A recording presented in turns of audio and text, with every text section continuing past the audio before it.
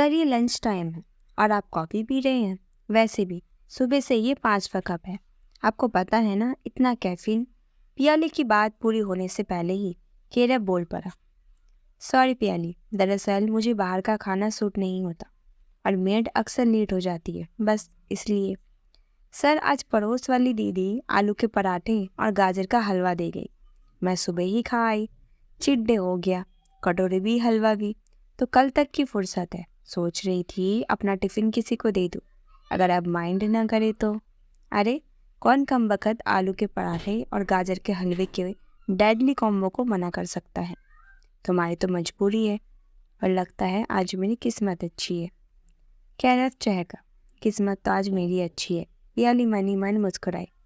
वरुष जो उसकी तरफ अपना टिफिन लेकर बढ़ रहा था, उसे बॉस के केबिन में जाता देख उदास होकर वापस चला आया। बस पहले दिन से ही पियाली के पैर में पड़ चुका था। ये बात पियाली भी जानती थी, पर एक मामूली से एम्प्लॉय में उसे कोई दिलचस्पी नहीं थी। कारण यही था कि वह अनाथ थी, बचपन से ही अभावों में जीती रही। उसे किसी ने गोद भी नहीं लिया। अपने दम पर पढ़ लिख कर जॉब कर रही थी और चाहती थी कि कोई अमीर आदमी उसे पसंद कर ले।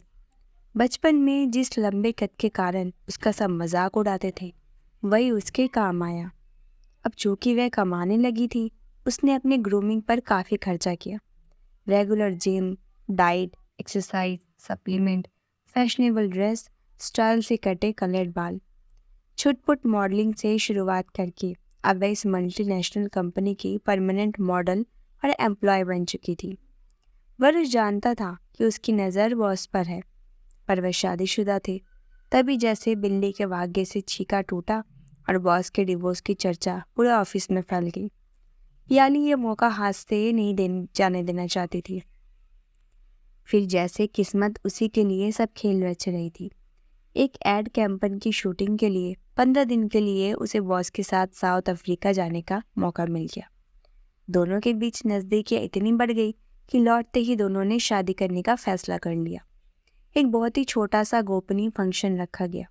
पियाली को कैरव ने सख्ती से मना किया कि किसी को कानो कान खबर ना हो, क्योंकि डिवोर्स केस अभी कोर्ट में चल ही रहा था।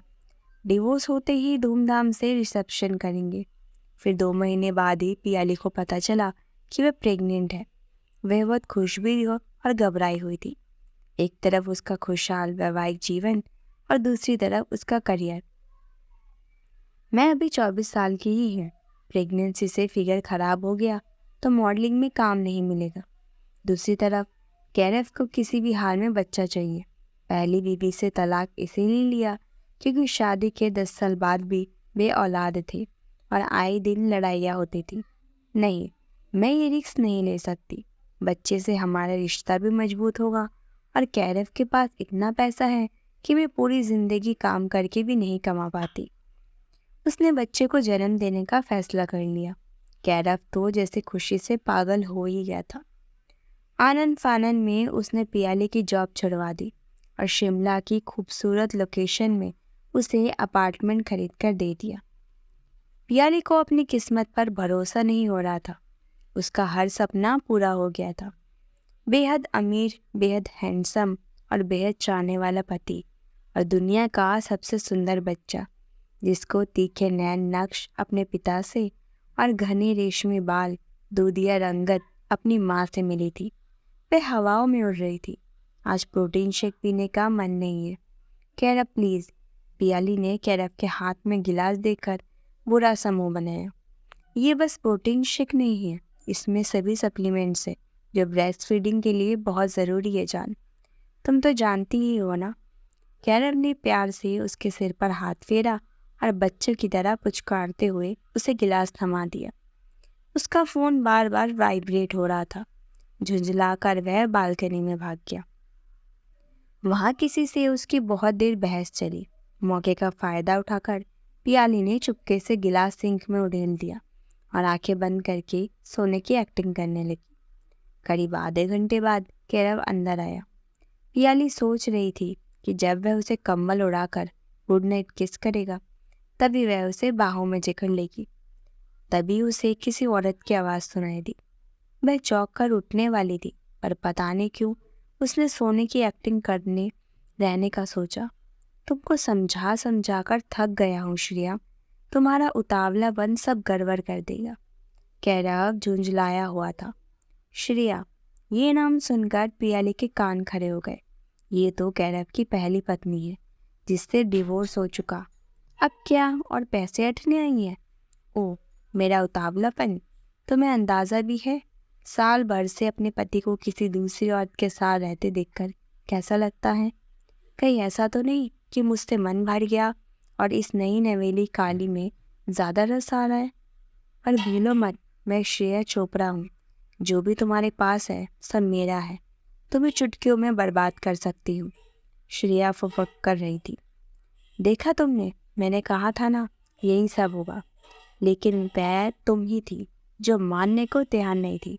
मैंने कहा था सरोगेसी करवा लेते हैं, तो मैंने कहा कि ज़माने भर की कानूनी उलझनों में पड़ने से अच्छा है कि मैं इससे शादी का नाटक कर लूँ। इसके आगे पीछे कोई नहीं है, गरीब है और बहुत सुंदर, आकर्षक, लंबी, पूरी, जवान है। इस कंडीशन में नहीं है कि बच्चा पाल सके तो कोई ना नुकुर भी नहीं कर पाएगी और जब चाहे पीछा छुड़ा लेंगी। हमारा क्या ही बिगाड़ लेगी। और अब तुम ही मुझ पर शक कर रही हो? कैरव ने धीमे लहजे में कहा। शक होगा ही ना, मेरा आइडिया था बच्चा होते ही इससे पीछा छुड़ा लेंगे। लेकिन अब तो 2 महीने हो चुके डिलीवरी के, तुम अभी भी इसके पल्लू से बंधे हो।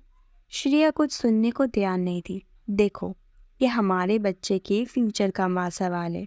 6 महीने माँ का दूध ज़रूरी है, उसके बाद तो हमारे पास ज़िंदगी पड़ी है। तुम ऐसे बार बार यहाँ चली आती हो। मुझे इसके प्रोटीन शेक में नींद की दवाई मिलाकर देनी पड़ती है। इसका बुरा असर हमारे बच्चे पर भी पड़ेगा। साल भर भरोसा किया है ना, 4 महीने और सही। जान प्लीज़, इस जैसी लड़कियों की तुम्हारी आगे बिसात ही नहीं है। जब कहूँ लाइन लगा सकता हूँ, कैरव ने उसे गले लगाते हुए कहा। मन तो कर रहा अभी इस डायन का गला घोट दूँ, पर ठीक है, 4 महीने और सही। मेरे बेटे को मेरी गोद में दो, इसके बिन रहा नहीं जाता। वे दोनों उसके बेटे को लेकर बाहर चले गए और पियाली की चीखें उसके गले में ही घुट कर रह गई। वह एकदम सन्न रह गई। एक पल में उसकी पूरी दुनिया चकनाचूर हो चुकी थी। पर उसे ये समझ आ गया था कि विदेनो बहुत शातिर, पावरफुल और क्रूर है। उसका कोई भी गलत कदम उसकी जान ले सकता है और उसके बेटे को हमेशा के लिए उससे दूर ले जा सकता है। रोते रोते कब उसकी आंख लग गई उसे पता ही नहीं चला। निराशा के उन पलों में उसके सामने सिर्फ वरुष का चेहरा ही आया। बस वही था जिस पर वह भरोसा कर सकती थी। शर्मिंदगी ने उसे आ घेरा। अगले दिन उसने वरुष का नंबर डायल किया। वह तो खुशी से निहाल ही हो गया। बस उसी को पियाली की चिंता थी कि वह बिन बताए कहाँ चली गई है। सारी सूरतें हाल जानकर उसे समझ नहीं आ रहा था कि वह क्या कहे। वह चाहता था कि कैरव और श्रेया को कानूनन सज़ा मिले, पर उसके पैसे और रुतबे की ताकत को वह समझता था। सुनो पियाली, अभी भी बहुत देर नहीं हुई। भगवान की कृपा से समय रहते तुम सावधान हो गई। सबसे पहले तो अपनी जान बचाने की फिक्र करो। घर में हिडन कैमरे लगाओ, साउंड भी रिकॉर्ड करो। जिस अपार्टमेंट में रह रही हो उसके कागज़ अपने पास रखो। ये तुम्हारे नाम है, तुम्हारे काम आएगा। 4 महीने के भरोसे ना रहो, कभी भी कुछ भी हो सकता है।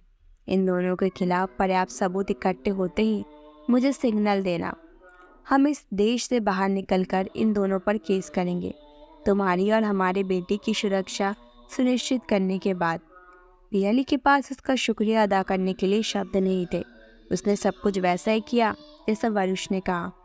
प्लेन टेक ऑफ कर चुका था। उसका हाथ वरुष के हाथ में था। उसका बेटा वरुष की गोद में सुकून से सो रहा था। वरुष, हर चमकती चीज़ सोना नहीं होती, सादगी की भी अपनी खूबसूरती होती है।